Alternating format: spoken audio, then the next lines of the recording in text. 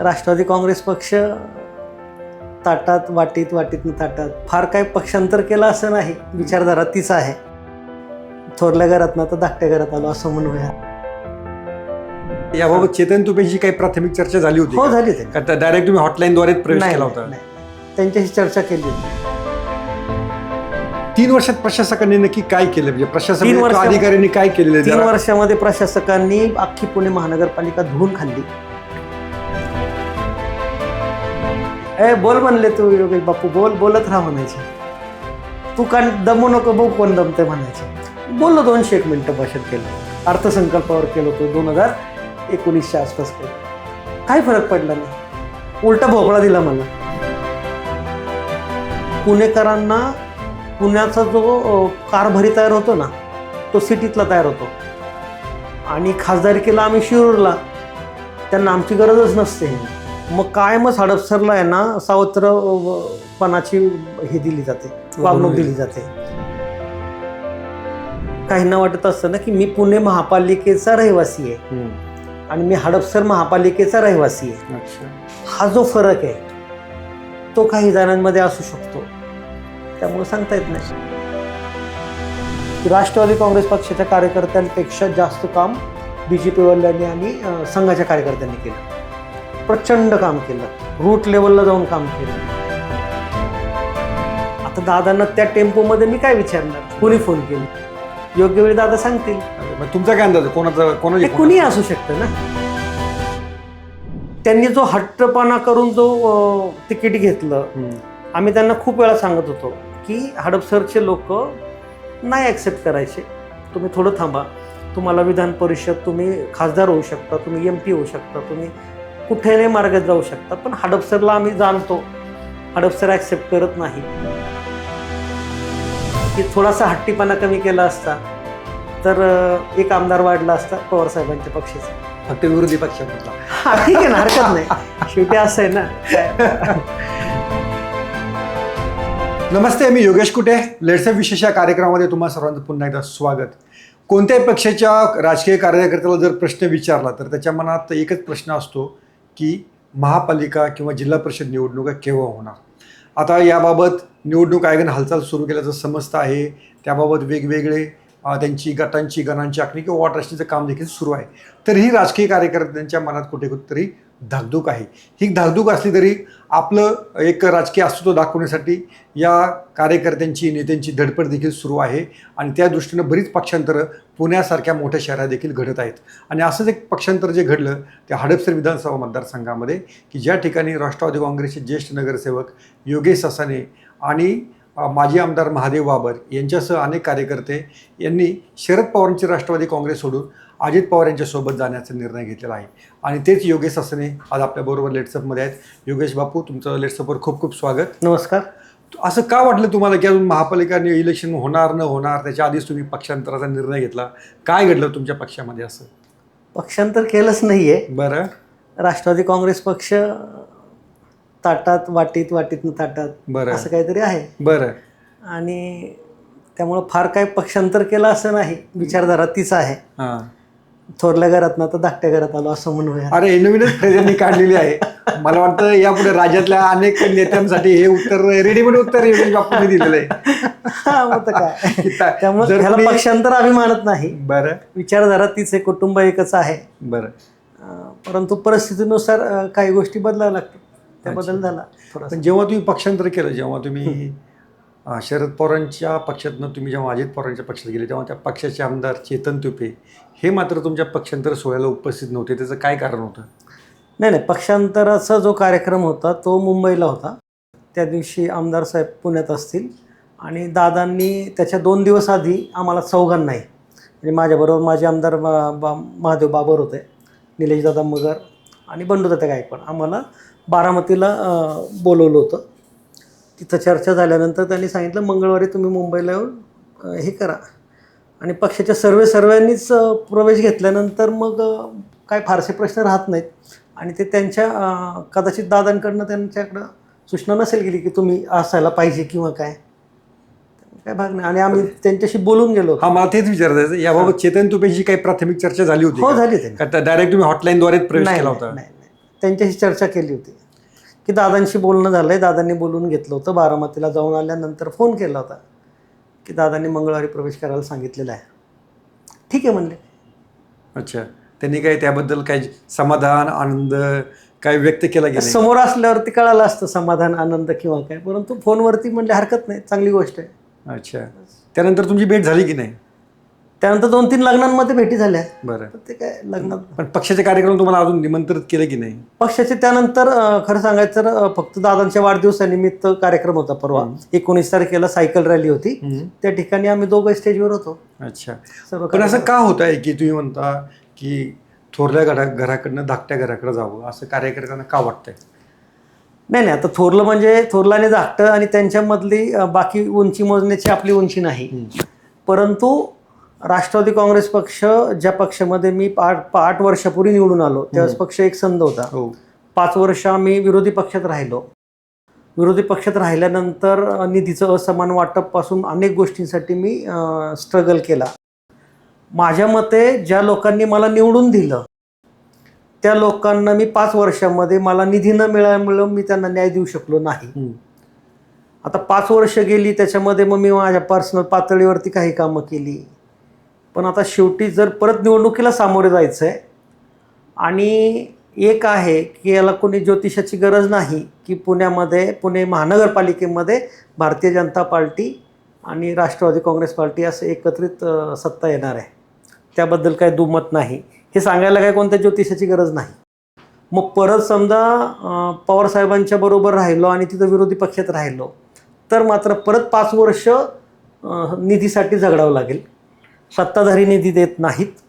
मग लोकांनी ज्या अपेक्षेने निवडून दिलं आहे त्या जर अपेक्षा मी पूर्ण करणार नसेल तर मग मी नगरसेवक होऊन करणार काय? भाषणं केली, तुम्हाला बाईट दिल्या, मुलाखती दिल्या, त्या 10 दिवस 5 दिवस 8 दिवस चालतात, त्याच्यात लाईक्स मिळतात, सगळं होतं. पण लोकांनी सांगितलेली कामं जर निधी अभावी करू शकलो नाही तर लोक म्हणतील ह्याला दुसऱ्यांदा निवडून दिला, योगेशनी कामच नाही केलं, फक्त तो बोलतो. मग सत्तेपुढं शहाणपण चालत नाही. 5 आणि आता ही 3 वर्ष जी गेलेली आहेत की निवडणुकाच नाहीत, 8 वर्षात पाहिलं की सत्ताधारी पक्षातील नगरसेवकांनाच निधी होतो, त्यांचीच कामं मार्गी लागत आहेत. मग सत्तेच्या बाहेर कशाला राहायचं? हे लोकशाहीला मार्ग नाही का? पण एकूण जर विरोधी पक्षाला जर अशी सापत्न भावाची वागणूक मिळणं, कारण मग जर प्रत्येकजण सत्ताधारी पक्षात गेला तर विरोधी पक्ष विरोध म्हणून काय राहणार, कोणी शिल्लक राहणार की नाही? सगळं मान्य आहे. मी तर पहिल्याच वर्षी मला असमान निधी दिला म्हणून मी कोर्टात गेलो होतो. त्यावेळेस सभागृहामध्ये माझ्याविषयी बऱ्याच जणांनी, जुन्या जाणत्यांनी त्यात भाषणं केली की 70 वर्षाच्या इतिहासात पहिल्यांदाच कोणतरी अर्थसंकल्पावरती कोर्टात गेलं. माझी ती भावना होती. कोर्टात नाही मिळाला? मग नाही मिळाला. कोर्टामध्ये ती केसच चालून नाही दिली, कारण तर बजेट पास झालं. बजेट पास झाल्यामुळं ते विषय संपला. पण असं असमान निधी वाटप हेच जर कारण असेल तर विरोधी पक्ष याच्यापूर्वी तरी शिल्लक होते, लोक लढत होते, लोक सरकारशी तिथल्या सत्ताधाऱ्यांशी भांडत होते. आजकाल अशी नेत्यांची मानसिकता का झालेली आहे की आपण सत्तेच्या वळचणीलाच जायला पाहिजे? नाही, मी 8 वर्ष खूप भांडलो आहे. म्हणजे अगदी काल परवापर्यंत भांडत होतो की महापालिकेने एक 75 टनाचा कचरा प्रकल्प टाकलेला आहे, उषा गार्डनचा, फॅब्रिकचा. त्याच्यासाठी सुद्धा मी आंदोलन करतोय, भांडतोय. तो विषय वेगळा आहे. पण निधी आमच्या प्रभागामध्ये एका नगरसेवकांनी 55 कोटी आणले, एकाने 35 कोटी आणले. माझी महापौर माझ्या पक्षाच्या होत्या, त्यांना 15 कोटी मिळाल्या. आणि मी प्रत्येक वेळी सभागृहात भांडतोय म्हणून मला 9-10 कोटीवर बसवलं 5 वर्षात. मग लोकांची कामं कशी होणार? अच्छा. आणि मग सत्तेत राहून सुद्धा मी काही गोष्टी करू शकतो, काही गोष्टी थोपवू शकतो. समजा मला माझ्या हडपसरसाठी जर परत काय लादायला लागले तर मी सत्ताधारी असलं म्हणून मी गप्प नाही बसणार ना. मी तिथं विरोध करणार ना. उलटं मी माझी सत्तेतली ताकद दाखवून तो प्रकल्प थांबवेल. ओके. एक महत्त्वाचा प्रश्न आहे की 3 वर्ष झाले पुण्यासारख्या मोठ्या शहरात, मुंबईसारख्या मोठ्या शहरात नगरसेवक नाहीत. महापालिकांचं स्थानिक स्वराज्य संस्था पण कागदावरती आहेत, पण लोकांमधनं रोष दिसून येत नाही आहे. याचं कारण काय असावं? की खरोखरी लोकांना असं वाटत नाही का महापालिकांची गरजच नाही आहे किंवा हे नगरसेवकांपेक्षा मग हे प्रशासक राज आहे तेच आपलं काम करते? याच्याबाबत मला खरं जरा जाणून घ्यायचं आहे की लोकांमधनं रोष का नाही उठला? नाही, त्यांची कामं लोक म्हणतात की नगरसेवक काम करतायत, मग नगरसेवक नसताना लोकांची कामं होत होती की होत नव्हती? नाही, लोक 5 वर्ष जोपर्यंत 15 मार्च 2022 पर्यंत नगरसेवक होतो मी, तोपर्यंत पण लोकांची कामं करत होतो आणि आज तागायत आत्तापर्यंत सुद्धा मी लोकांची कामं करतोय.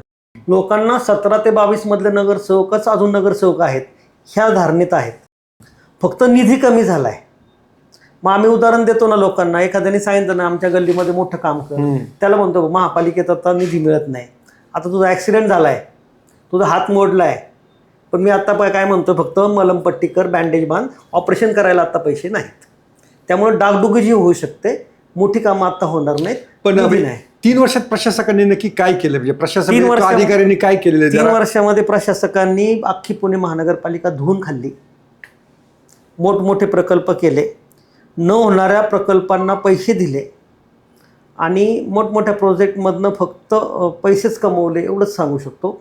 परंतु जो महापालिकेचा कणा आहे की ज्याच्यावरती उत्पन्नावरती महापालिका खर्च करत असते, तो म्हणजे मिळकत कर. लोकांनी मिळकत कर तर भरायचा 100%, पण कामं सुविधा तुम्हाला 10% मिळत आहेत. म्हणजे माझ्या प्रभागामध्ये 4 नगरसेवक म्हणून आम्हाला 20 कोटी रुपये येतात असं गृहीत धरा, दरवर्षी येत होते. आता 2-2.5 कोटीच येत आहेत. म्हणजे 10%च कामं करू शकतो आम्ही, पण लोकांनी टॅक्स मात्र 100% भरायचा आहे. लोकांच्यात रोष आहे, फक्त लोक अशी संघटित नाही आहेत म्हणून सरकारला कळत नाही किंवा महापालिका आयुक्तांना कळत नाही. लोक वैतागलेली आहेत, कामच नाहीत. गल्ली बोळांमधली कामं सगळी रखडलीत. ड्रेनेजसारखं काम असेल, ब्लॉकचं सारखं रस्ता असेल, रस्त्याच्या स्ट्रीट लाईट असतील, कुठंच काहीच मिळत नाही. महापालिका आपण म्हणतो की नगरसेवक पदासाठी लोक इतके आतुर असतात, स्पर्धा असते, पण हे 3 वर्ष तुम्ही तुमच्या नेत्यांना सांगितलं नाही का ह्या निवडणुका लवकर घ्या, वेळेत घ्या, खालचे कार्यकर्त्यांचं मरण होते, त्यांचं राजकीय अस्तित्व संपत चाललेलं आहे, याबाबत तुम्ही तुमच्या नेत्यांशी कधी बोलले का? एकतर निवडणुका लांबण्याचं कारण फक्त सरकार आहे असं नाही, कोर्टाचे आदेश आहेत, कोर्टामध्ये कोणीतरी गेलं आहे, त्याच्यामध्ये आरक्षणाचे विषय होते, त्याच्यानंतर परत कोर्टामध्ये काही प्रलंबित विषय असल्यामुळं तारखाच लागल्या नाहीत. म्हणजे स्थानिक स्वराज्य संस्थांसारखा महत्त्वाचा विषय असताना सुद्धा कोर्ट 6-6 महिने तारखा देत नव्हतं. मोठा प्रश्नचिन्ह आहे ना. म्हणजे कोणालाच गांभीर्य नाही आहे. मग आपण तरी नेत्यांना काय सांगणार आहे? नेता काय म्हणेल, ज्या दिवशी निवडणुकीची अधिसूचना लागेल त्या दिवशी ये बाबा तुला तिकीट देतो, ये निवडून. आता एवढी मोठ्या प्रमाणात पक्षीय हालचाली सगळ्या सुरू आहेत, तर आता तरी विश्वास आहे कार्यकर्त्यांना की निवडणुका नोव्हेंबर-डिसेंबरपर्यंत होतील म्हणून? हो, आता लागतील, कारण 15 दिवसापूर्वीच जिल्हा परिषद पंचायत समितीचे गण आणि ते डिक्लेअर झाले, गण आणि गट. त्यामुळे आता राडगाडगं सुरू झालेलं आहे. जिल्हा परिषद पंचायत समितीपासून सुरू होऊन त्यानंतर नगर परिषदा नगरपालिका होईल, त्याच्यानंतर सगळ्यात शेवटी महापालिका. मध्येची एक बातमी होती सकाळ पेपरमध्ये वाचण्यात आली की 3 टप्प्यामध्ये निवडणुका होतील. एकूण आता जी महापालिकेतलं म्हणजे पुणे महापालिकेत आपण स्पेसिफिक विचारूया, तिथे काही निवडणुकीच्या हालचाली काही दिसत आहेत का तुम्हाला? हो, महापालिकेच्या जे निवडणूक निर्णय अधिकारी आहेत त्यांच्याकडे हालचाली चालू झालेल्या आहेत. मतदार याद्यांनुसार त्यांचे गट्स तयार करणे आणि प्रभाग रचना करण्याचं काम चालू केलं, काम चालू आहे. याच्यामध्ये एक महत्त्वाचा प्रश्न आहे की जर तुम्ही असं म्हणता की युती होणार आहे, हे तुम्हाला तुमच्या नेत्यांनी म्हणजे भाजप आणि राष्ट्रवादी काँग्रेस हे नक्की ठरलेलं आहे का? आता हे सांगणं तसं फार अवघड आहे. नेत्यांनी जो काय सूचक वाक्य वापरली त्याच्यावर अंदाज बांधलेला आहे. पण याच्यामध्ये आणखीन एक मुद्दा आहे की तुमच्याकडे हडपसर जर विधानसभा मतदारसंघ धरला तर तिथे एकनाथ शिंदे यांची शिवसेना पण आहे, भाजप पण आहे आणि राष्ट्रवादी काँग्रेस पण आहे. कसं व्हायचं 3 पक्षांच्या कार्यकर्त्यांचं? ज्याचे जेवढे नगरसेवक स्टँडिंग आहेत त्याप्रमाणे जातील, उर्वरित जागा बलाबलानुसार घेतील. आणि विषय असा आहे ना की राज्यात आणि केंद्रात जर महायुतीमध्ये आहोत तर महानगरपालिका, जिल्हा परिषदा, पंचायत समिती, नगरपालिकेमध्ये टीका कोणावर करणार? वरिष्ठ नेते तर येणार आहेत सभ्यांना, प्रचारांना, कोणावर टीका करतील? मग आपापसात टीका करतील का? मग एकत्रच लढावं लागेल. राष्ट्रवादी काँग्रेस पक्षाची तयारी एकत्रित लढायची पण आहे आणि वेगळी लढायची पण आहे, तो निर्णय त्यांचा आहे. पण बघू. याच्यामध्ये एक अमोल कोल्हे जे ज्यांचे तुम्ही खंदे पाठीराखी होती, त्यांच्या प्रचारात तुम्ही आग्रहाची भूमिका घेतली होती, त्यांनी तुम्हाला थोपवायचा प्रयत्न नाही केला का? नाही, त्यांच्याशी चर्चा केली. त्यांनी सांगितलं की तुम्हाला तुमचं राजकीय भवितव्य पाहून तुम्हाला जे योग्य वाटतं तो निर्णय घ्या. अच्छा. त्यांनी तसं. पण तुम्हाला विधानसभेची उमेदवारी न मिळाली तर तुम्हाला शिल्लक कुठे होतं का? विधानसभेची उमेदवारी नाही मिळाली हा पक्षाचा मोठा लॉस झाला असं मी म्हणेल. कारण मला आजही, मी आज दौंडला गेलो होतो आमच्या कारखान्यावरती, तिथं एक राजकीय व्यक्ती भेटली. ते म्हणले तुम्ही असतं तर ते सीट आलं असतं, हे असतं. म्हणजे ही भावना होती हडपसरकरांची. पण पक्षांनी का विचार केला नाही माहीत नाही, नेत्यांनी काय विचार केला माहीत नाही. मी माझी बाजू 2-3 वेळा वरिष्ठ नेत्यांपर्यंत मांडली. कदाचित मी मांडायला कमी पडलो असेल किंवा काय. पण जर निकाल पाहिले विधानसभा निवडणुकीचे, तर असं नाही वाटत का नाही जरा उमेदवारी नाही मिळालं जरा बरंच झालं? ज्या नाही, पद्धतीची समजा लाट निवडून तर आलोच असतो, त्याबद्दल शंका नाही. अजूनही तुम्हाला वाटतं ज्या पद्धतीची लाट महायुतीच्या बाजूने नाही, होती, निवडून आलो आणि असतो. तुम्ही शरद पवार यांच्या पक्षाचे उमेदवार तुतारीवरती कसं निवडून वाटतं? 100% आलो असतो. तुतारी असली तरी हा, तुतारीतनंच आलो असतो, कायच अडचण नाही. पण विरोधी पक्षात बसायला लागला असतं. पण ते पण असं म्हणताय तुम्ही, तर परत ताटातलं वाटेतच झालं असं काही लोक आता. शेवटी बघा, ते दोघं आदरणीय साहेब आणि आदरणीय दादा हे त्या गोष्टीचे सर्व आहेत. अच्छा. पण समजा निवडून आलं असतं तरी अवस्था अशी झाली असती की अरे विरोधी पक्षातला आमदार आहे, परत निधीची बोंब आहेच आहे. अच्छा, त्यामुळे सत्ताधारी पक्षातलं कोणतं का असेल पण सत्ताधारी पक्षासोबत हो. असावं. नागरिकांच्या अशा अपेक्षा सर इतक्या वाढलेल्या आहेत, आणि लोकांना नाही म्हणलं की खूप राग येतो प्रचंड. तो राग मी गेले 8 वर्ष सहन करतोय. मग आता विचार केला की महापालिकेत मला निवडून येणं सोपं होतं, तिकडनं काय कुठनं येऊ शकतो मी, मला तो कॉन्फिडन्स आहे, मी काम करतोय. पण परत 5 वर्ष तिथं जाऊन डायसच्या पुढं बोंब मारण्यात काय मजा नाही. म्हणजे अगदी बोलीभाषेमध्ये 201 मिनिटाचं भाषण आहे माझं पुणे महापालिकेत. हां, मुरली अण्णा मोहोळ त्यावेळेस महापौर होते. बोल म्हणले तू योगेश बापू, बोलत राहा म्हणायचे. तू का दमू नको, बघू कोण दमते म्हणायचे. बोललो, 201 मिनिटं भाषण केलं. अर्थसंकल्पावर केलं होतं 2019च्या आसपास काहीतरी. काही फरक पडला नाही, उलटा भोपळा दिला मला त्यानंतरच्या अर्थसंकल्पात. जितकं मोठं भाषण तितका मोठा भोपळा. हां. मग आता भाषणं आणि ती टाळ्या आणि ते लाईक्सपेक्षाही महत्त्वाचं काय, माझ्या प्रभागाचा मी माझ्या पद्धतीनं विकास करायला कमी पडलो, कारण मला निधीच नव्हता. मग मी लोकांनी मला जे निवडून देणार आहेत किंवा दिलतं त्यांचा मी लॉस केला. त्यांचं नुकसान झालं ना साहेब. बरोबर. की त्यांना निधी न मिळालेला हे मिळालं. पण असं काय तुमच्या प्रभागातलं असं कोणतं मोठं काम राहिलं की ज्याच्यामुळे तुम्हाला असं वाटतं ना सत्ताधारी पक्षातच जायला पाहिजे? असे अनेक कामं हो. विचार करा ना, 10 कोटी कुठं, 55 कोटी कुठं, 10 कोटी कुठं, 35 कोटी कुठं. कामं खूप करता आली ना त्यांना सत्ताधारी पक्षात असल्यामुळं. आम्हाला कामच नाही करता आली, पैसेच नव्हते ना. पण 3 वर्षाचं कोणाला 3 वर्षाच्या कालावधीत कोणाला निधी मिळाला मग? 3 वर्षात निधी नाही मिळाला कोणालाच, परंतु आम्ही सांगितलेली कामं केली. बरं. पण ती म्हणलं ना मलमपट्टी, फक्त मोठी कामं नाहीत. ओके. असं कोणतं काम असं वाटतं की आता गेल्या 8 वर्षामध्ये 9 वर्षामध्ये झालं नाही ते तुम्हाला पुढच्या टप्प्यामध्ये मार्गी लावायचं आहे? मला वेशीवरती छत्रपतींचं जे स्मारक करायचं आहे, पुतळा हडपसरच्या आणि हडपसरच्या वेशीवर आणि ससाईनगरचा, तो एक विषय माझा पेंडिंग आहे. आणि प्रभागामध्ये आता काय झालं आहे, 3-4 वर्षामध्ये, त्याच्या आधीच्या 2 वर्षाच्या करोनाच्या कालावधीमध्ये, म्हणजे 2020 नंतर कामच होऊ शकले नाहीत प्रॅक्टिकली, फार सारे. अच्छा. लोकांची कामं खूप तुंबली आहेत. म्हणजे अनेक गल्ल्यांमध्ये ड्रेनेजच्या लाईन बदलायच्यात, रस्ते करायचे, स्ट्रीट लाईट टाकायच्यात, प्रचंड कामं तुंबलीत. म्हणजे आम्ही निवडणुका झाल्यानंतर, निवडून आल्यानंतर आम्हाला किमान 2 वर्ष जातील ही मागचा बॅकलॉग काढायला, एवढी कामं पडलेली आहेत. बरोबर. आणि मग शाळेचे 2 कामं आहेत, ते अर्धवट आहेत, त्याला निधी मिळवला पाहिजे, त्या शाळा चालू झाल्या पाहिजेत, अशी कामं आहेत. तुम्हाला जर एकूण जर पाहिलं तर सध्या जो विषय हॉट आहे, मोठा विषय आहे, तो म्हणजे हडपसरची महापालिका वेगळी करा. तुम्ही त्या हडपसरचेच प्रतिनिधी आहात, तर तुम्हाला पण तसंच वाटतं का? 100% वाटतं. दादा त्यासाठी खूप पॉझिटिव्ह होते. दादा म्हणजे अजितदादा. आम्ही त्यांच्याशी खूप वेळा बोलायचो. त्यांनी आमच्याशी एकदा स्पेशली हडपसरच्या नगरसेवकांशी त्याच्या संदर्भात चर्चा केली होती की दादा करून घ्या. कारण काय होतं, पुणेकरांना पुण्याचा जो कारभारी तयार होतो ना, तो सिटीतला तयार होतो. आणि खासदारकीला आम्ही शिरूरला, त्यांना आमची गरजच नसते.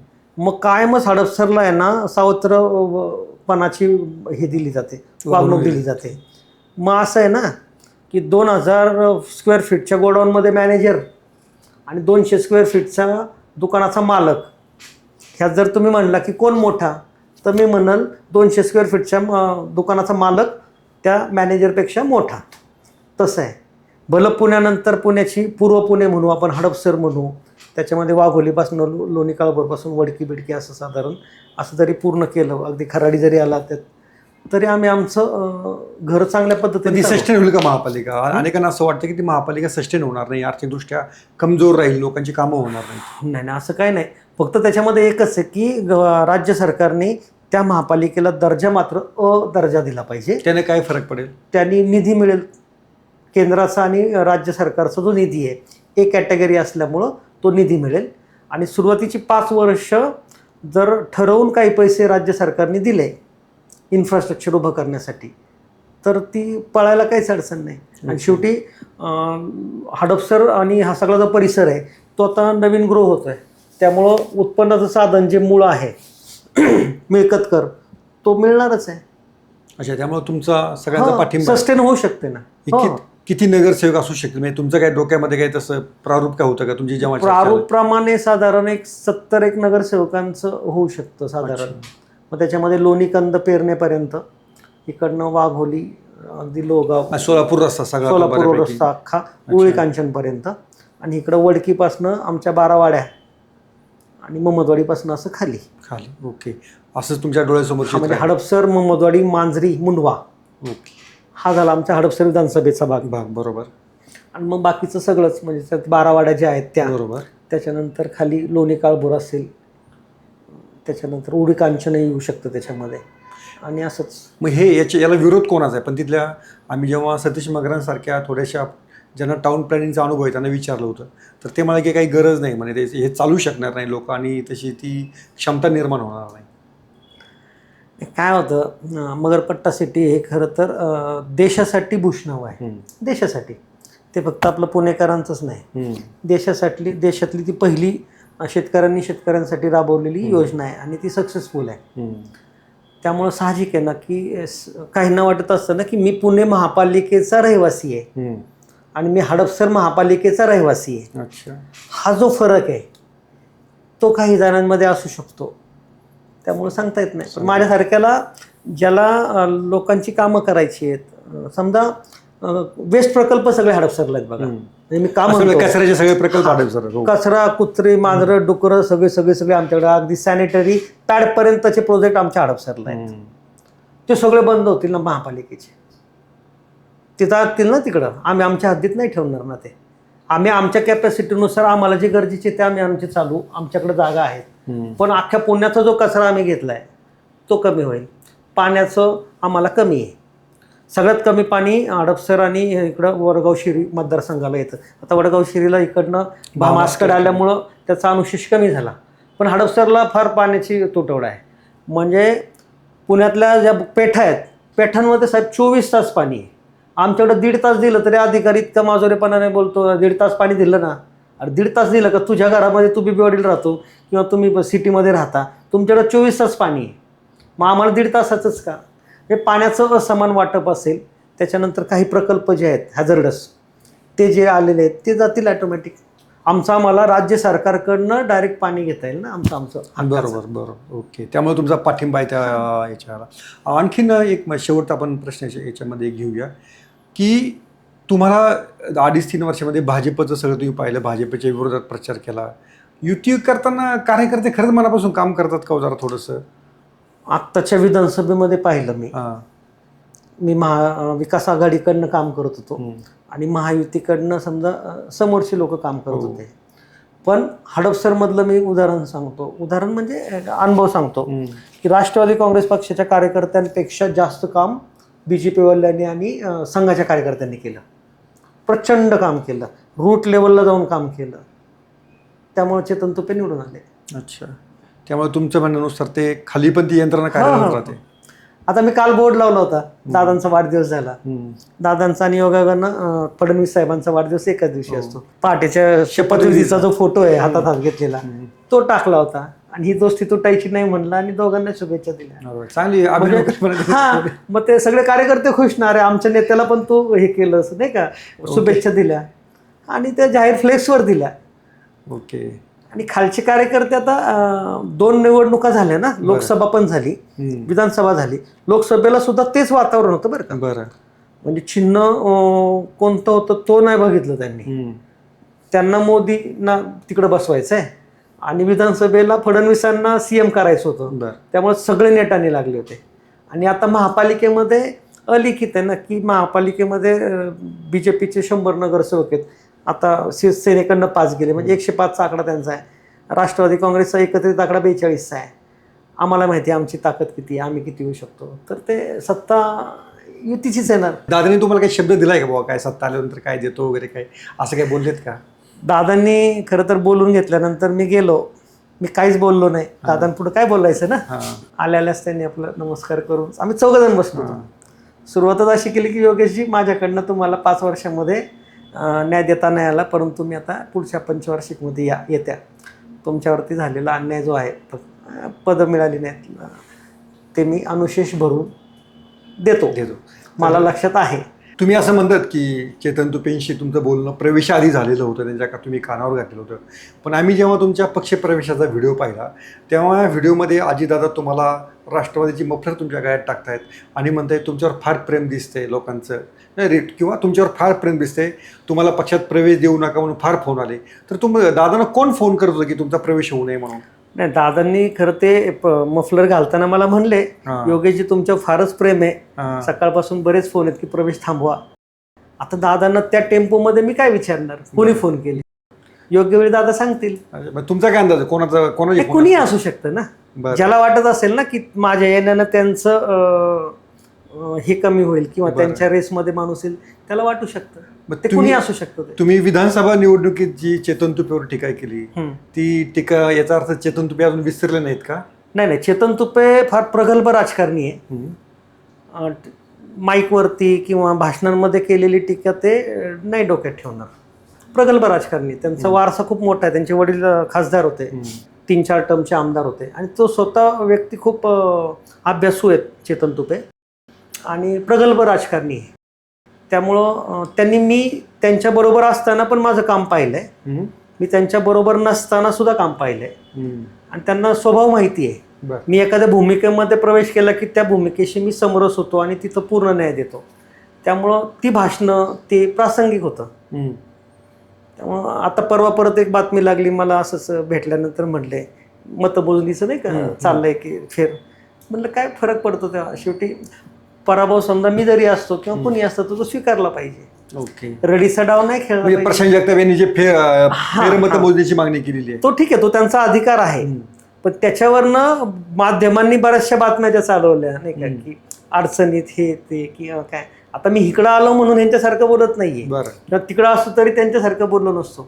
समजा मी असतो तो विषय त्याच दिवशी सोडला असता. अच्छा, बरोबर. निकालाचं प्रमाणपत्र ज्यावेळेस समोरच्याला मिळालं त्या क्षणी समजून घेतलं असतं की आता हे आमदार झालेले आहेत आणि आता ह्यांच्या पायात पाय काय घालायचा कारण नाही. अच्छा, पण तुमचं प्रशांत जगतापांवर पण राग आहे का? नाही, राग काहीच नाही. अच्छा, राग त्यांच्यावर असायचं काय कारण नाही. माझे त्यांचे खूप चांगले संबंध आहेत. पण त्यांनी जो हट्टपणा करून जो तिकीट घेतलं, आम्ही त्यांना खूप वेळा सांगत होतो की हडपसरचे लोक नाही ॲक्सेप्ट करायचे, तुम्ही थोडं थांबा, तुम्हाला विधान परिषद, तुम्ही खासदार होऊ शकता, तुम्ही MP होऊ शकता, तुम्ही कुठेही मार्गात जाऊ शकता. पण हडपसरला आम्ही जाणतो, हडपसर ॲक्सेप्ट करत नाही. ते वानवडीचे आहेत. नाही, त्यांचं मतदान नव्हतं, स्वतंत्र त्यांचं 5-1 हजार फक्त मतदान होतं, त्यांचं हक्काचं. त्यांनी पूर्वी मोहदवाडीपर्यंत हे केलेलं आहे, नगरसेवक म्हणून काम केलेलं आहे 2002च्या 3च्या प्रभागामध्ये. नाही असं नाही, परंतु नाती गोती आणि काय झालं, कदाचित ती आमची सगळ्यांची चूक ठरली असेल. मी असेल, निलेशदादा असतील, प्रवीण तुपे असतील, बंडू ताते असतील, आम्ही सगळ्यांनीच ती ओढली ना किंवा बाहेरचा उमेदवार देऊ नका. बाहेरचा म्हणजे मतदारसंघाच्या बाहेरचं देऊ नका, की त्यांचं मतदानच नाही.